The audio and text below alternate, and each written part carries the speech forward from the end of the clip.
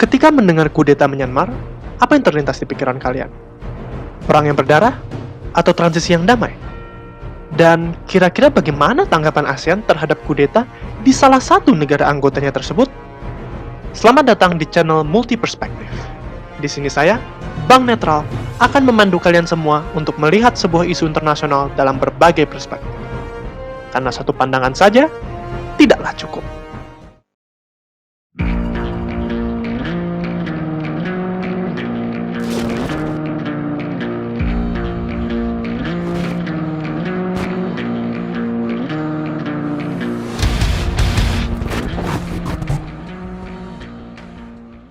Kudeta militer Myanmar yang terjadi baru-baru ini, atau lebih tepatnya, tanggal 1 Februari tahun 2021, bukanlah kudeta pertama yang dilancarkan militer terhadap pemerintahan sipil. Oleh karena itu, untuk mengetahui lebih dalam, maka kita terlebih dahulu harus mendalami sejarah pemerintahan Myanmar. Myanmar atau Burma secara resmi lepas dari kekuasaan koloni Inggris pada tahun 1948 dan membentuk pemerintahan demokratis yang bertahan untuk beberapa dekade. Namun, semuanya berubah setelah kudeta pertama yang dipimpin oleh Jenderal U Ne Win mengambil alih kekuasaan pada tahun 1962. Di bawah pemerintahan militernya, Jenderal U Ne Win memimpin dengan sistem otoriter dan ia juga membentuk sebuah konstitusi baru bagi Burma di tahun 1974. Konstitusi tersebut benar-benar mengubah situasi di Burma hingga terjadi kekacauan massal pada tahun 1988 karena kegagalan ekonomi sosialis dan sistem isolasi yang diterapkan pemerintah.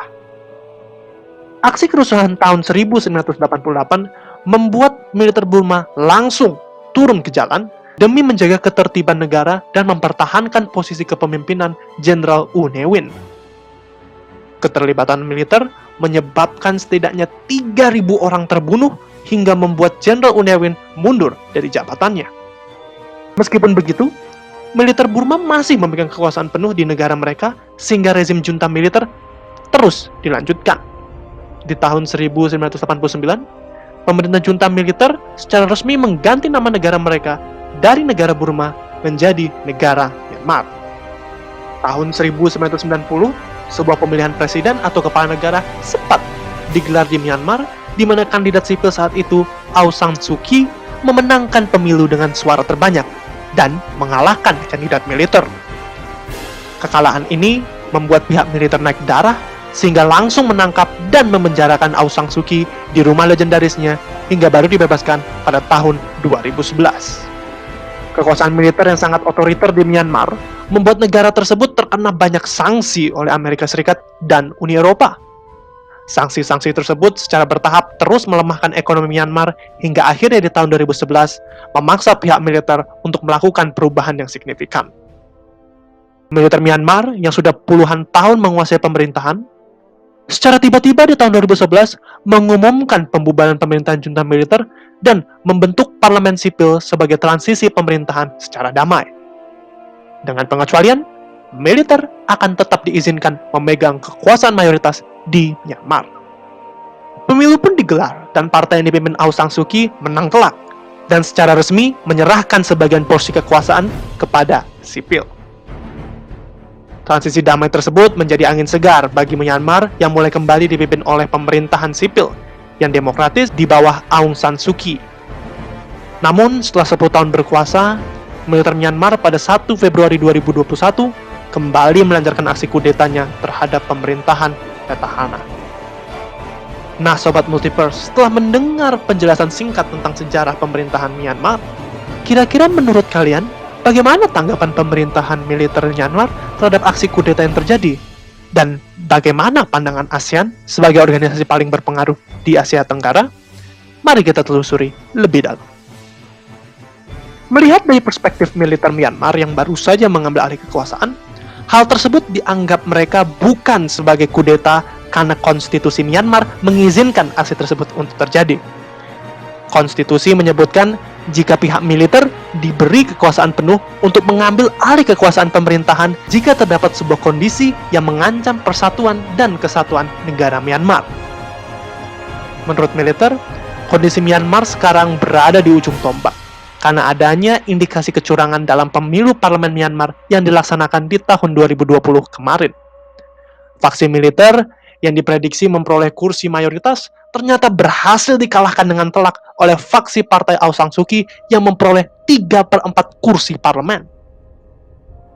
Kekalahan yang cukup besar itu menyebabkan pihak militer mencium adanya aksi kecurangan yang terjadi selama proses pemilu sehingga mereka memprotes hasil tersebut. Alhasil, protes yang tidak ditanggapi oleh pemerintah sipil membuat militer mulai mempersiapkan aksi pengambilan alih kekuasaan. Setelah kesuksesan militer dalam mengambil alih kekuasaan di Myanmar, mereka mengumumkan jika untuk 1 tahun ke depan, pemerintahan akan kembali dipimpin oleh militer sampai investigasi atas dugaan kecurangan pemilu tahun 2020 diselesaikan. Militer pun menunjuk Jenderal Min Aung Hlaing sebagai kepala negara sementara menggantikan Aung San Suu Kyi yang ditangkap oleh pemerintahan militer Myanmar. Meskipun konstitusi memberi legalitas atas aksi yang dilakukan militer, puluhan ribu masyarakat Myanmar menolak pemerintahan sementara yang didirikan militer dan mendesak pelepasan Aung San Suu Kyi. Tanpa panjang lebar, pemerintah militer Myanmar mendeklarasikan kondisi darurat militer dan melarang seluruh aksi protes terhadap pemerintah. Pihak militer mencap mereka yang terlibat dalam demonstrasi ataupun aksi protes sebagai pembangkang yang melanggar hukum ketertiban umum. Setelah mengetahui tanggapan pemerintahan militer Myanmar, bagaimana perspektif ASEAN? Di mata ASEAN, sebagai salah satu organisasi regional paling berpengaruh di Asia Tenggara, kondisi terkini di Myanmar dicap sangat memprihatinkan. Namun, mereka tidak melakukan apa-apa dan memilih diam. Hal ini disebabkan ASEAN mengenal asas non-interference, yang memiliki arti negara anggota ataupun sebagai satu kesatuan organisasi ASEAN tidak diperkenankan untuk ikut campur di setiap urusan domestik negara anggotanya. Hal ini membuat ruang gerak ASEAN terbatas dalam menanggapi kasus-kasus ekstrem seperti yang terjadi di Myanmar. Oleh sebab itu, mengapa sejak Perang Saudara di Kachin, krisis Rohingya, dan aksi kudeta militer Myanmar tahun 2021 yang semua terjadi di satu negara yaitu Myanmar, ASEAN masih memilih untuk diam dari masalah itu. Hal ini menyebabkan negara-negara anggota ASEAN yang lain tidak satu suara dalam menanggapi kondisi di Myanmar, sehingga terlihat jelas beberapa negara di Asia Tenggara ada yang lebih memilih untuk bersuara dengan nada netral, bahkan tidak bersuara sama sekali, demi menjaga keutuhan organisasi dan regional. Kondisi unik ini memang sudah lama dikritik oleh banyak akademisi maupun politisi internasional. Namun ASEAN tetap bersikukuh dengan posisinya dikarenakan sampai saat ini keutuhan regional Asia Tenggara masih terpenuhi dan hal tersebut menjadi sebuah misi penting yang harus dijaga. Nah, ketika sudah mendengar perspektif Myanmar dan ASEAN, bagaimana nih menurut tanggapan Bank Netral? Nah, ini ya, kalau menurut Bank Netral nih, jika berdasarkan hasil penelitian yang telah dilakukan, mau bagaimanapun juga, situasi yang terjadi di Myanmar merupakan sebuah kudeta militer, mana militer Myanmar mencoba kembali mendirikan pemerintahan junta mereka.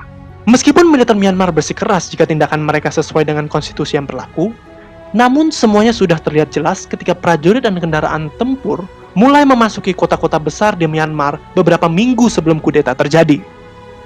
Ketika ditanya kenapa, respon militer Myanmar dengan tegas menyatakan bahwa mobilisasi prajurit tersebut merupakan sebuah hal yang biasa guna memperkuat keamanan kota. Tetapi, ada satu kejanggalan krusial, yaitu ketika juru bicara militer menyebutkan bahwa militer Myanmar tidak menyangkal apabila kudeta dalam waktu dekat akan mungkin terjadi. Dan buktinya, mereka tidak bohong. Kudeta pun terjadi, dan pemerintahan sipil yang bertahan selama kurang lebih 10 tahun harus kembali diambil alih oleh militer. Perubahan kondisi ini juga dapat dipastikan akan memperburuk situasi bagi orang Rohingya yang sudah lama mendapat perlakuan buruk. Ditambah negara-negara barat yang menolak keras aksi kudeta juga tengah mempersiapkan sanksi ekonomi yang dapat dipastikan akan melemahkan kondisi ekonomi Myanmar. Amerika Serikat menjadi negara pertama yang menambah sanksinya terhadap Myanmar sebagai hukuman atas aksi kudeta oleh militer. Situasi ini juga cocok menjadi pembelajaran untuk ASEAN yang secara teknis cacat dalam mengantisipasi ataupun menanggulangi krisis serius di antara negara anggotanya. Komunitas internasional sangat berharap ASEAN dapat berperan penting dengan melakukan sesuatu dan bukannya tidak melakukan apa-apa ketika sebuah krisis domestik di salah satu negara anggotanya menjadi tidak terkendali. Tentunya respon serius dari ASEAN sebagai organisasi regional sangat diperlukan guna meraih kepercayaan dunia jika ASEAN merupakan institusi regional yang memang dapat menjamin keamanan dan kestabilan wilayahnya. Celah di dalam ASEAN ini tentu membuat organisasi tersebut selalu kecolongan dalam mengambil tindakan yang seharusnya dalam tanda kutip perlu dilakukan. Semoga dalam waktu dekat, ASEAN dapat menjadi satu suara dalam menghadapi krisis apapun. Setelah penjelasan panjang lebar tersebut, kira-kira menurut perspektif Sobat Multiverse gimana nih? Apakah aksi militer Myanmar dapat dibenarkan? Atau ada hal lain yang ingin kalian sampaikan?